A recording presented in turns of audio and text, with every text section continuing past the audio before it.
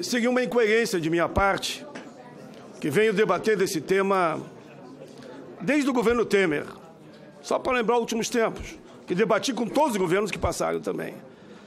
Se eu fosse votar favorável agora na PEC paralela, eu explico por quê.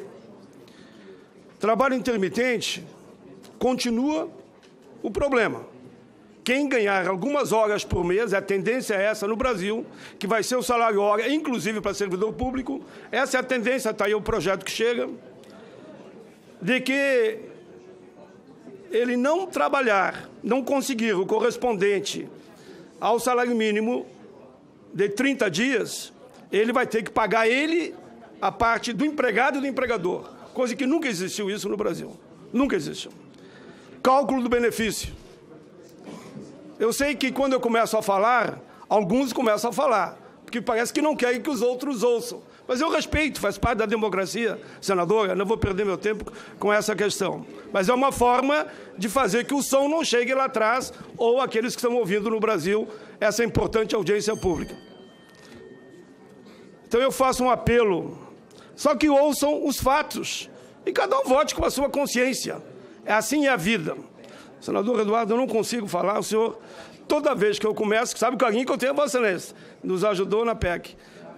Então, para mim não perder esse minuto, presidenta, o cálculo do benefício. Todos que vão se aposentar... Eu peço, eu estou encerrando a discussão, depois abro após, para que os demais possam discutir, mesmo não inscritos depois da votação, atendendo até um pedido de alguns senadores, um até com um problema de saúde. Nós estamos, eu vou repor o tempo de Vossa Excelência, nós estamos aqui com o último orador, utilizando o microfone nessa reunião. Eu peço, por favor, o silêncio. Nós não temos mais oradores inscritos. Com a palavra, senador Paulo Paim. Em seguida, iremos para a votação do relatório. Portanto, eu peço a gentileza dos colegas. Continuarei no mérito. Cálculo do benefício. Todas as pessoas que vão se aposentar a partir de novembro, que ela vai ser promulgada em outubro, todas terão o cálculo do benefício baseado na média de toda a vida laboral de 94 para cá e não as 80% maiores nesse mesmo período. Isso vai dar um prejuízo para quem ganha o correspondente, vamos dizer, a R$2.000, ele poderá perder, todos perderão, de 10%, 20%, 30% e até 40%. Tudo depende do que ele ganhou na reta final, o que ele ganhou no início. Todos perderão no seu vencimento no ato da aposentadoria. Esse que eu vou falar eu considero um dos mais graves agora. A aposentadoria por invalidez. Como explicar que hoje o cidadão sofre um AVC ou teve um infarto, mas está vinculado e pagando corretamente a sua previdência. Ele se aposenta com salário integral. Não importa se ele tenha 2 anos, 5 anos, 10 anos, 15 anos ou 20 anos na empresa. Daqui para frente, se não for restrito ao espaço do ambiente de trabalho, ele vai se aposentar com 60% e o cálculo pela média, que vai virar, sendo bem aqui complacente, 50%. Calcula um cidadão ganhava 2.000, ficou inválido, 2 filhos, vai passar a receber 1.000 a partir de novembro. A não ser que ele programe o acidente dele para o mês de outubro ainda. Ganhava 3.000, vai ser 1.500. Inválido e sustentar a família. Esse eu acho um dos mais cruéis de tudo aquilo que veio da Câmara para o Senado. As aposentadorias especiais, com a maior boa vontade que nós estamos tendo aqui, uma lei complementar, não resolve na Constituição quando fica vinculado ainda à idade. É um problema que nós vamos ter que enfrentar, porque vincula a idade lá, 15 anos com 55, 25 com 60, aí é um problema que vamos ter que enfrentar no andar da carruagem no futuro. A não conversão eu achei que nós íamos ajustar aqui nessa PEC paralela. Não é justo. A lei hoje diz o seguinte: eu trabalho em área insalubre, periculosa ou penosa. O médico me diz, olha, você não pode trabalhar mais aqui. Você vai ter que ir para uma área que não seja de risco para a tua saúde, para a tua vida. Daí, então, ele leva com ele 40%. Se ele tem 10 anos, vai valer 14%. Se ele tem 20, vai valer 28%. Agora, ele desaparece totalmente sem nenhuma transição. Esse é um destaque que eu gostaria que a gente resolvesse aqui, mas se não resolver aqui, a gente pode resolver no plenário.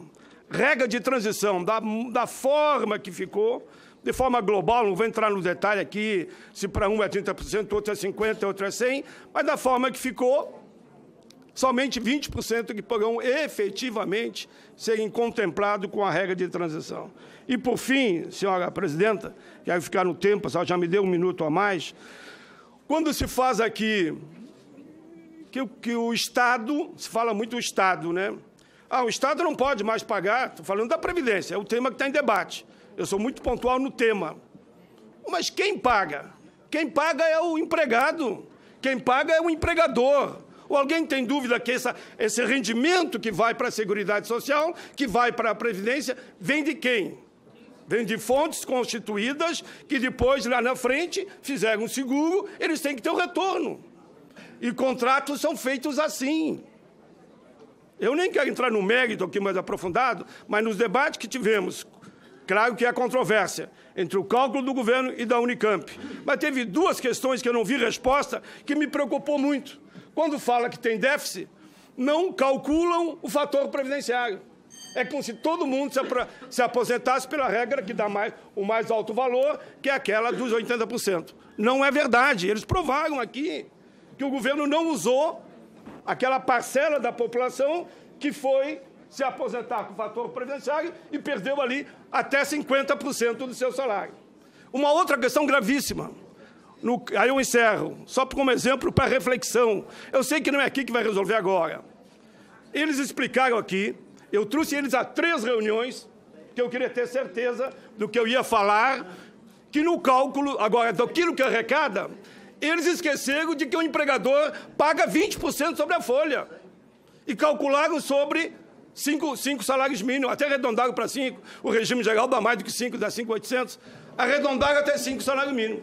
Mas o empregador paga 20% sobre o total da folha e não até 5 salários mínimos. Então, essa história do déficit, até hoje, não estou convencido.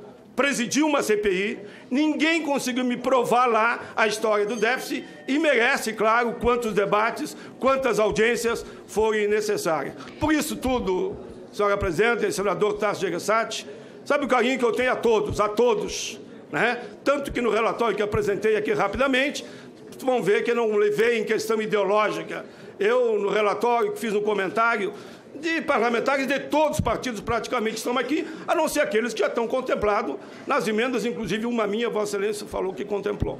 Era isso, e somente por esses motivos aqui, entendendo que a reforma é dura, é muito dura, que não temos condições de acompanhar o voto nessa PEC 133. Esse destaque que eu defendo é um dos mais graves, no meu entendimento, da situação que vão ficar os aposentados pensionistas do nosso país que, porventura, tiverem que recorrer à chamada aposentadoria por incapacidade. Senhora presidenta, como disse no primeiro momento, eu alertava, eu não sei aqui, não, até porque o líder está preocupado, eu acho. Só para tranquilizá-lo que o encaminhamento vai ser outro, pelo que percebi, né, pelo que percebi. Todos aqueles, senhora presidenta, que não programarem o seu acidente,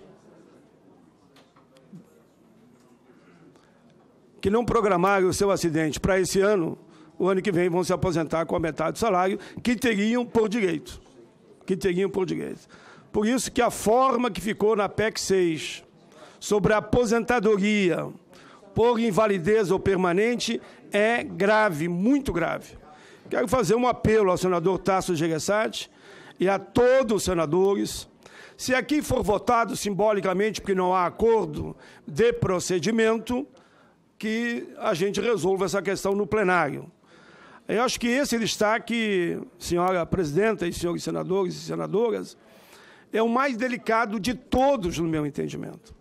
Esse exemplo que eu tenho dado, se qualquer um de nós, qualquer cidadão que está nos assistindo pela TV Senado nesse momento, tiver, eu diria, o azar, Ele vai ter que jogar com a sorte de que tiver um acidente fora do local de trabalho, ele vai perder a metade da sua aposentadoria. Não tem lógica. Para isso não tem transição, não tem nada. O impacto é direto. Aposentado por invalidez, chamada aqui incapacidade permanente, se o fato não acontecer, no espaço da empresa, ele vai se aposentar com a metade daquilo que ele teria de direito. Não é justo.